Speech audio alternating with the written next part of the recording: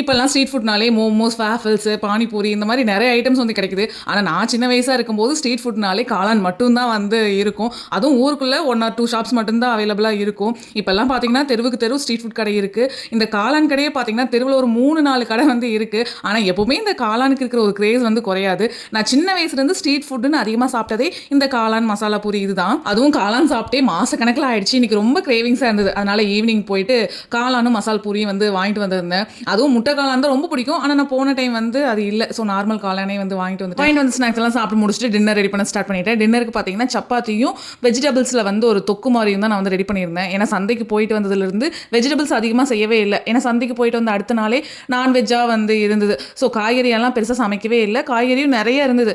அதனால இன்னைக்கு எல்லாமே போட்டு ஒரு மிக்ஸ்டு வெஜிடபிள் தொக்கு மாதிரி வந்து ரெடி பண்ணியிருந்தேன். நானும் வெஜிடபிள் குருமா மாதிரி ஏதாவது சப்பாத்திக்கு ரெடி பண்ணலாம் தான் பார்த்தேன். ஆனால் குருமா செஞ்சால் கண்டிப்பாக வீட்டில் சாப்பிட மாட்டாங்க. ஏன்னா பாஸ்ட் ஒரு 2 டேஸாகவே இந்த அரைச்சு ஊற்றின குழம்பு தான் வந்து அதிகமாக நம்ம வீட்டில் சாப்பிட்டு இருக்கோம். ஆல்ரெடி எல்லாருமே இந்த வெயிலுக்கு நெஞ்சு கறிக்குன்னு சொல்லிட்டு இருக்காங்க.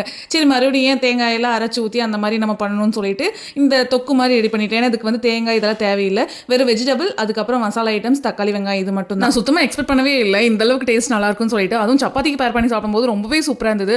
இதை வந்து தோசை, சப்பாத்தி, ரைஸ் எதுக்கு வேணாலும் வச்சு சாப்பிடலாம். டேஸ்ட் ரொம்ப நல்லா இருக்கும். இதே ரசம் வச்சிட்டிங்க அப்படின்னா சைட் டிஷ்ஷாக இது வச்சு வந்து சாப்பிட்டுக்கலாம். இந்த தொக்கோட ரெசிபி வேணும்னா சொல்லுங்க. இதே மாதிரி இன்னொரு ஷார்ட்ஸில் நான் கண்டிப்பாக வந்து ஷேர் பண்ணுறேன்.